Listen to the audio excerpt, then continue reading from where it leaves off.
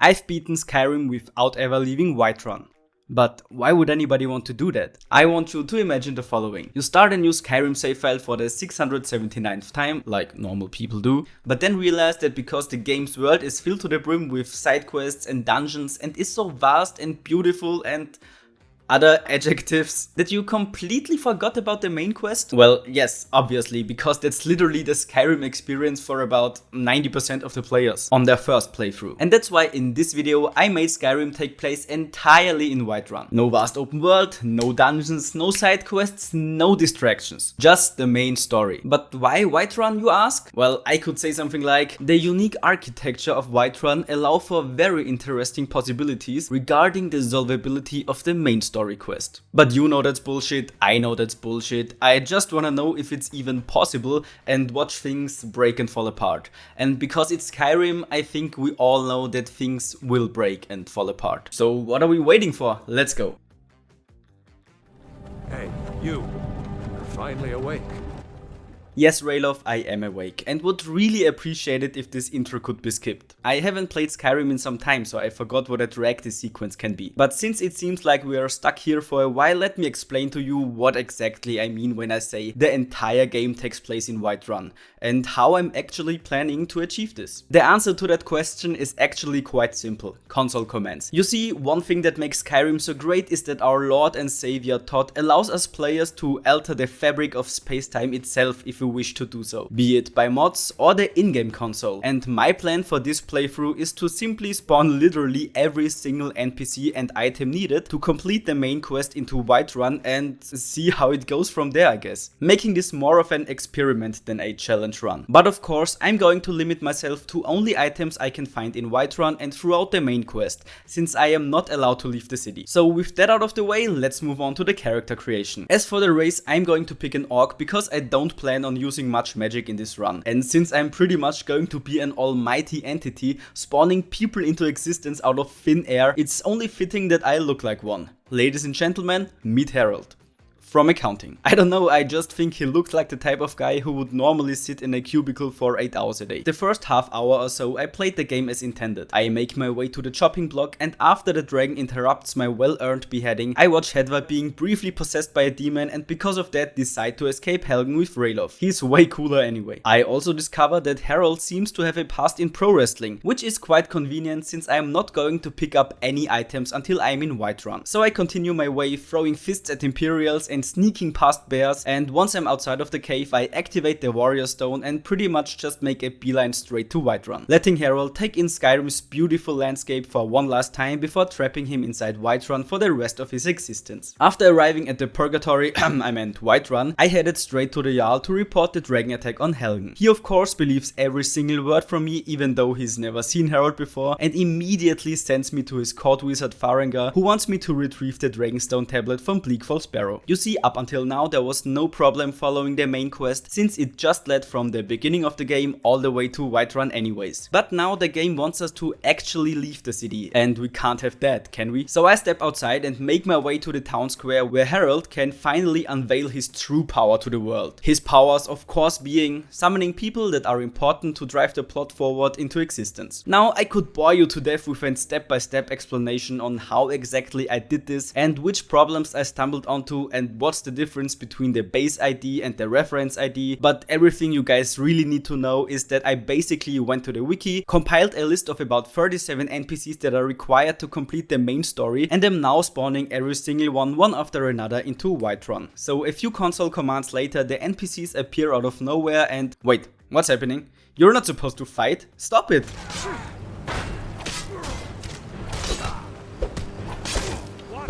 Well, it seems like I made a slight oversight in that some of the NPCs are hostile against everyone, but since I just spawned the greatest warriors in all of Skyrim right next to me, I make short work of the troublemakers.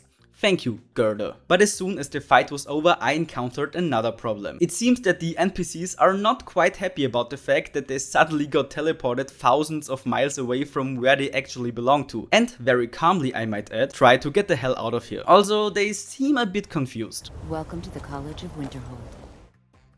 Looks like attempt number 1 has failed, so let's reload real quick. On my next attempt I only spawn the good NPCs, and by that I mean the ones who do not try to kill everyone around them on sight. Don't worry, we will have the dragons for that later. But even with everyone being chill, it seems that they still don't like the fact that they effectively just got kidnapped. I don't get it. Looks like the run is over before it even begins. Or at least that's what normal mortals would say. Lucky for us, Harold is an almighty godlike entity and still has an ace up in his sleeve. Because you see, what we don't know about Harold yet is that not only can he spawn people at will, no, he can also create alchemy labs out of thin air. But how could that be possibly useful, you may ask now? The answer is a wall. I'm just going to stack a bunch of alchemy tables on top of each other and hope the NPCs won't get through. And at first it seems that everything's working just as intended. Until suddenly all the citizens of Whiterun decide that they possess the ability to walk through literal walls. So I did what everyone would do and just added more. Ah yes, perfect. Now even if they glitch through the first few tables, they should get stuck in one of the alchemy labs right after. But just to be extra sure, I also locked the main entrance of Whiterun. Now that everything is set up perfectly, whee! As I said, now that everything is set up perfectly, it's time for attempt number 3, on which I accidentally moved the main gate to the town square. Just brilliant. But this sparks an idea. What happens if an NPC has no door to exit through? Let's find out. I hide the gate inside of a building and begin to spawn the NPCs once more. And would you look at that, my plan works just perfectly. Let's get on with the main quest real quick before the game decides to break again. Let's see, where were we? Oh yeah, right, I still need to retrieve the Dragonstone tablet. And while I easily could have placed the tablet inside my inventory using console commands, that wouldn't be much of a challenge. Instead, I summoned a Draugr overlord, like the one you would fight at Bleakfall Sparrow, and insert the tablet into his inventory.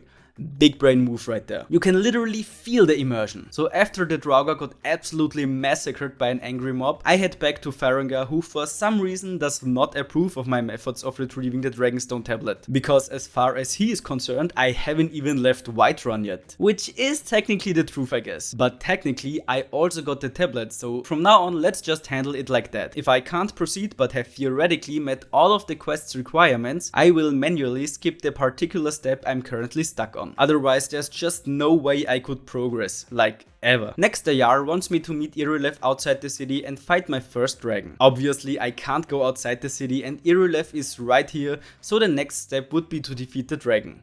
So back to the town square and goddammit, most of the NPCs are gone. It seems like the Great Wall of alchemy tables couldn't stop them after all. I'm also a little bit afraid of what this thing is doing to the poor people of the city. And since the frame rate dips every time I look at this monstrosity anyways, I think it's best to remove it again. Now, before I can even attempt to take on a dragon in a fight, I should make some preparations. And by that I mean I need to get at least a bow and some arrows. Because as of right now, all I have is the sword of the Draugr and a shield and armor that the Jarl gave me. Luckily, I know exactly where to get a decent bow. Let's head to the Jorvaskr, the Warriors Guild, and go downstairs to the living quarters, where in a secluded corner without anyone nearby, I find an elven bow safely locked behind a display case, where no one could ever possibly steal it. Now that I have a bow, all I need to do is to buy some arrows with the gold I found laying around and spawn the dragon. Just look at Harold, ready to save the world. Immediately after spawning, the dragon takes off, and it was at this moment I had my first doubts about summoning a huge deadly creature into a residential area. But lucky for me, the people of Whiterun are no cowards and do a pretty decent job at dealing damage to the dragon. I, on the other hand, haven't hit him a single time yet. But after a while, the dragon decides to land, and that's when Harold finally starts to shine. Because little did the dragon know that firing arrows at a giant stationary target is his specialty. And not even 30 seconds later, the dragon is slain and the people of Whiterun are safe once more. You're welcome. After that, I head back to the Jarl to report my heroic deed, and then it's time to pay a visit to the Greybeards. Of course I can't do that, so I'm just gonna politely ask them to visit me. And I already know the perfect place for our meeting. Thank you, Mr. Greybeards, for coming today. To Nazim's bedroom. I'm sure Nazim doesn't mind at all since he's sleeping anyway, but just to make sure, let's ask him real quick. Do you get to the Cloud District very often? Oh, what am I saying? Of course you don't. You deserve all of this. Now let's head to Anga over there and proceed with the quest. At least that's what I would say if I actually could proceed the quest. Instead, he just has the same dialogue options over and over again, no matter how often I try to speak with him. So I have no choice but to open the console and skip to the next part of the quest, which unfortunately doesn't work either, no matter how often I demonstrate the shout to the greybeards. I just love to imagine that at this moment the 3 practice targets I'm actually supposed to hit are just standing around in High Rodga wondering where the hell everyone went. So since it seems like the greybeards won't let me proceed with any part of the quest anytime soon, I have no choice but to skip through the entire thing, because technically I talked to them. As I was about to leave, a moment of mental weakness overcame me and I just gave in to the intrusive thought of testing the dragon shout on Nazim. You know, just to make sure it still works. And oh boy, Lydia did just wait for a moment like that, because as soon as I pressed the button, she already went full on murder hobo on Nazim, and there was absolutely nothing I could do about it. So I just stood there and watched until the guards arrived, who then de-escalated the situation. Don't look at me like that, Lydia, I know exactly you wanted it. Anyway, I think it's time for me to fix the main gate again, since I don't think the huge gaping hole leading into the vast void outside of the city would do us any favors in keeping the NPCs inside of Whiterun. And luckily Harold is not only a omnipotent god, but also a great carpenter. See, just as new. Next, the game wants me to retrieve the Horn of Jürgen Windcaller, but of course, if you would actually play the quest as intended, it's not where it's supposed to be. Instead, you would just find a mysterious note which, would you look at that, also magically appeared in my inventory. I have no idea who this note could be from, but I have a gut feeling that Delphine over here knows more about it.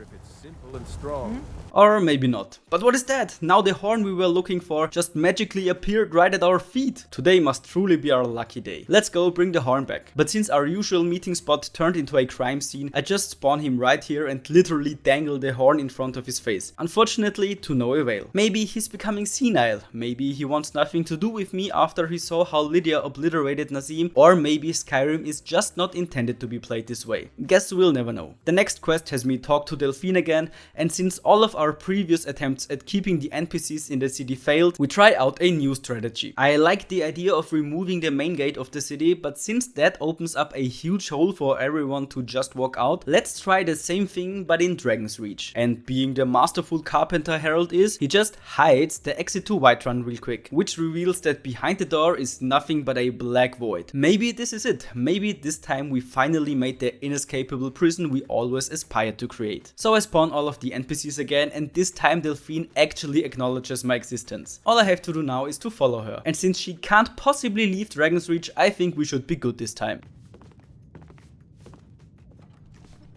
Okay, it seems like NPCs in Skyrim are able to just walk into the nothingness and leave whenever they feel like it. I respect that. Well, since I still need to catch up with her, better go back to where I placed the door and leave like a normal human being. But as soon as I was outside, I realized that Delphine wasn't even in Whiterun anymore. So either she somehow teleported back to Riften or the void consumed her. I respect that. So without anyone to give us instructions, I skipped to the next step, and it looks like it's dragon time once again. And while most people by now would have learned to not spawn a giant flying killing machine into a city full of children and women, I have not. Unlike last time, however, the dragon doesn't take off right after spawning, causing me to be stuck between his head and wing. But I don't really care, because for some reason he isn't even hostile, even though multiple guards and myself are attacking him. I pity him for a second, but kill him anyway. And as the dragon breathes his last breath, I finally escape his wings and absorb his dragon soul.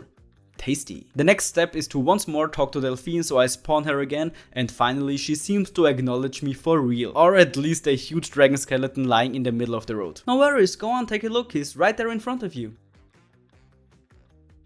Yeah, it would have been too nice to have her work for once. What's next? Yeah, right, the party quest. This one's an interesting one, because pretty much everything that could have gone wrong did. First, I needed to talk to Delphine, and by now I'm used to her just not giving a single fuck about me, and this time was no different. She then went into the Bernard main, causing her to disappear once more. Okay, no problem, I didn't expect anything else from her. After that, I spawned Malborn and gave him a single shoe to smuggle into the party for me, because why would I need more? I'm not going to attend it anyway. Or so I thought at the time. After that, I went to the literal prison in Whiterun, because I thought maybe I could lock Delphine into a cell, keeping her from disappearing whenever she feels like it. But instead of empty cells, I found Lydia. To be honest, I didn't even notice she was gone until now.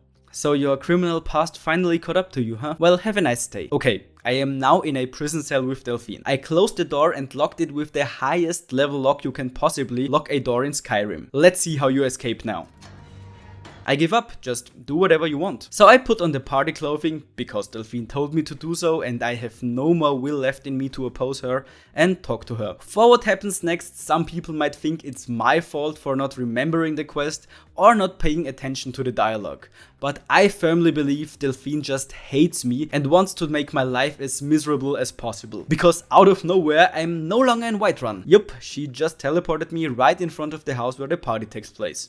So she really is an almighty entity who can manipulate space-time at will. No wonder she keeps disappearing. For me, however, that means that she single-handedly killed the run, and resetting is not an option because that would mean she won, and I won't let that happen. I tried teleporting back to Whiterun, but unfortunately it's not possible, and my last quick save was like 5 or 6 hours ago. So I do what every human who values his sanity would do in this situation. I bend the rules and try to justify myself with weak arguments. Because you see, technically I myself never left Whiterun, I just got teleported out of the city against my will. And since I mentioned at the beginning of the video that I treat this more like an experiment than a challenge, is it even possible to fail? I would say no. With that out of the way, let's party. I won't go into much detail about this quest because I pretty much did it as intended. And let's just say I regretted not giving Malborn more than a shoe to smuggle into the party, because this resulted in way more sneaking and running away than necessary. Okay, let's just pretend that never happened. The armor, just ignore it. The next quest is to find and talk to Esbern. You see, normally I would have to look for him in some rat infested sewer, but in this run I can just invite him over to Whiterun. And after some dialogue, which given the circumstances of our conversation doesn't make too much sense, and here I am,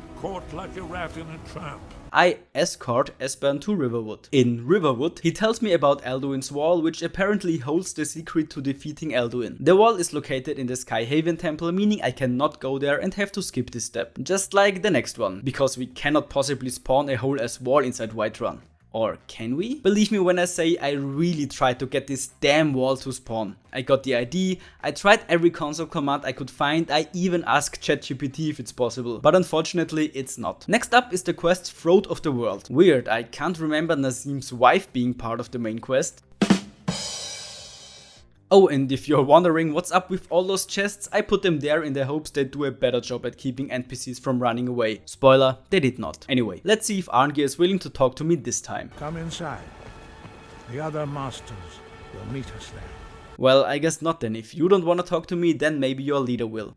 And would you look at that, finally someone who I can actually talk to. I mean, he's acting a little bit weird, sliding around and stuff, but still, I take this as a win. At least until he demands me to shout at him, in the middle of a crowded city. This isn't going to end well, isn't it? Yep, just as expected. Man, I should really stop spawning dragons into highly populated areas. But it can't be that bad, because the guards decide to attack me instead of Parphonex. Because I'm clearly the bigger threat here. Luckily, my homie Ralof and one of the Greybeards rushed to my aid and made short work of the guards. Now off to buy a new bow and some arrows and kill Parphonex before he wipes out the entire city. Or you know, he kills us. I'm sorry Harold, I failed you. But let's be honest, it's for the better, since Parphonex is actually our ally and we should not be fighting him to begin with. Okay, let's try again, but this time I'm not going to place him in the middle of the market. I've learned my lesson. For some reason though, this time around Parphonex won't react to anything. So I tried spawning another one, thinking maybe this one's bugged. Turns out that this wasn't the case, so I tried jumping to the next quest step. And it seems that this fixed the issue. Now, should I do something about the second Parphonex? Nah, I'm sure he won't cause any problems down the line. Next up, I need to get my hands on the Elder Scroll. And as you can imagine, that part wasn't too hard. Because as it turns out, there was one lying around here the entire time. Man, first the horn and now this. I'm really lucky with items today. After I showed Septimus that the Elder Scroll was here all along and that his lifelong search could have just been a day trip to Whiterun, I picked it up, and as soon as I did, not two but for some reason 3 Parphonexes were circling around in the sky. Maybe the one that killed me was still around somewhere? I tried reading the Elder Scroll, but it didn't really do much except this blurry vision spider web thingy. So I went on to the next step, and as soon as I I did that, the game once more teleports me away. This time though, it's not really that big of a deal for me, because I think there is literally no other way to get through this quest other than physically traveling back in time and watching the old Nords fight Elduin. Once I'm back in the present, I instantly open up the map before the game registers Elduin as an enemy nearby and teleport back to Whiterun. Upon arriving, I do what I do best, and that of course is unleash a deadly dragon onto the city. I equip the Dragon Rant shout that I just learned in the cutscene and go on to test it on Elduin, which is giving me more trouble than I would like to admit because my aim sucks. But after a few tries, I finally managed to land a hit and force him down to earth. Now take that, vile beast! But the vile beast did in fact not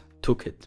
You see, it seems like we have a bit of a situation happening over here. Elduin is literally invincible. My attacks connect, otherwise the Dragon Rant shout would not hit him. But neither me or any of the 3 Partonexes are able to hurt him. And it seems like we won't get any help from the guards or any other citizen of Whiterun this time, because by now they've just accepted their fate and don't give a fuck about the daily dragon's attack anymore. So what now? I could skip this step, but I really wanted to at least fight Elduin once. So it seems that my only option to do that is to load the last autosave, which was made right after my return to the present. The reason I want to fight him is simply to see how I would keep up with him, considering I'm still like level 3 or 4 at this point, since the only XP I got throughout this entire run came from the prologue and the 4 or 5 battles I had in Whiterun. And I have to say, he's a strong boy. So strong in fact, he killed me twice. So to beat him, I had to resort to a little bit of good old cheese. I hid behind this rock over here and let Parfonax tank most of the damage, while I shoot my arrows and spam the Dragon Rant shout whenever it's off cooldown. Unfortunately though, Parfonax got taken out before Elduin was down and I ran out of arrows and healing items. So in a last ditch effort, I equipped my mace and kamikazed right at Elduin and barely managed to defeat him, or at least forced him to flee.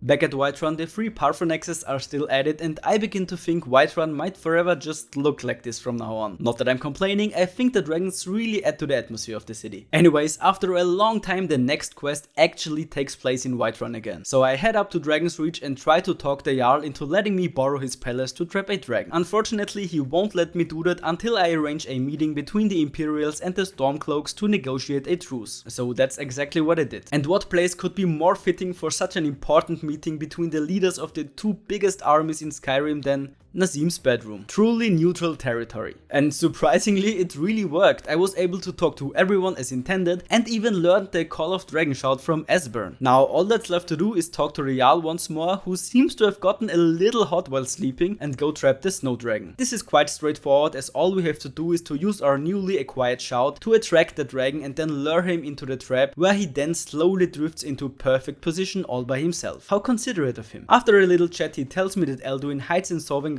and that if I set him free, he will fly me there. A tempting offer, but last time I checked, Sovngarde is not within the city limits of Whiterun, so no thank you. Instead, I skip to the next quest, leave Dragon's Reach like every normal person would do, and head to the town square where Tsun awaits me. Literally the only NPC who stays right where he spawns. Which makes sense, I guess, since he normally would guard a bridge and just stands around anyway. I talk to him and he then wants to test my strength, so I whoop his ass real quick. Totally just me and not the 3 dragons who have decided to triple tag team him out of nowhere. As he acknowledges my superiority, he grants me entrance to the Hall of Valor, which in my case is still just Whiterun. And I'm now able to talk to the legendary heroes who will aid me in the final battle against Elduin. And if you're wondering why this other dragon just chills in the middle of the city, I mistakenly teleported him here while spawning all the NPCs. Let's move him out of the way real quick. Just forget about him, he's not even here. Now on to the final battle against Elduin. The battle to decide Skyrim's fate once and for all. And let me tell you, this battle did not in any way went as planned. Because as it turned out, Elduin was once again invincible. But this time I couldn't even hit him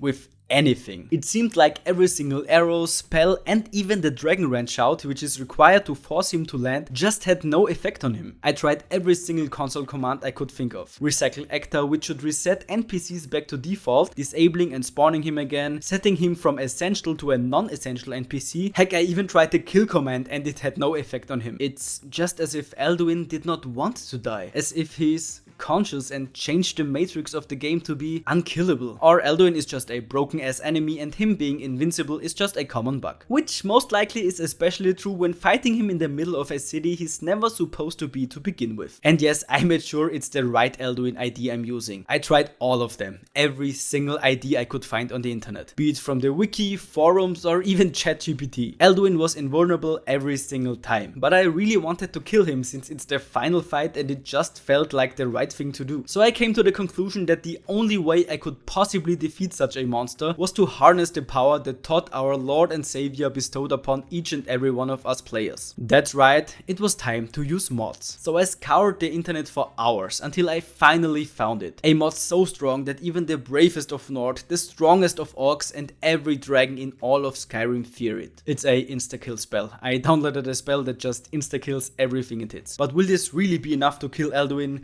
He who even withstood the almighty console? Let's find out. Well, shit. What else we got? Violent Alduin patch. Now that sounds promising. And what exactly does it? Fix invincible Alduin? Say no more. But as it turns out, instead of fixing his invincibility, his meteors are now the size of like 3 Frodo Bagginses. And he has the ability to freeze us now. So that's where the violent part of the mod comes from. I tried to fight him like that for a while by standing under this archway and shooting some arrows, but unfortunately it was no use. I tried out a few more console commands in combination with the mods, but deep within me I knew that Alduin won. I tried so hard and got so far, but in the end it doesn't even matter. So I disable Alduin for a final time to get rid of him and skip to the next quest step. I'm now prompted to talk to Zun once more to report my quote-unquote victory, but first I had to find him, because for some odd reason he was outside of the city just chilling there in the barren wasteland of Backdrop Skyrim. At this point I've already been defeated by the game, so I figured I could as well just talk to him out there. And after some encouraging last words from him, I learned some new words of power and can't do anything. Like, I'm literally not able to do anything but turn the camera. I cannot walk, jump or even press tab or escape to open up the menus. I'm just stuck here, and maybe that's for the better. Maybe that's exactly what Harold deserves for bringing so much death and violence to such a quiet and peaceful city like Whiterun. From now on, whenever someone looks over the city walls, they will see him, just standing there, unable to move for all eternity, thinking about all the sins he has committed that led him there, and quietly whispering to himself, leave a like and subscribe to the channel if you liked the video.